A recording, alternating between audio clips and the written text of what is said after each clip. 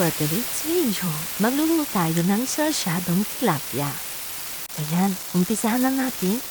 Siguro, iprito na tayo ng tilapia. Oops, yung tilapia na po yan ay galing sa dagat. Kaya malaki siya. O ayan na, umpisa na tayo ng bawang, sibuyas at kamatis.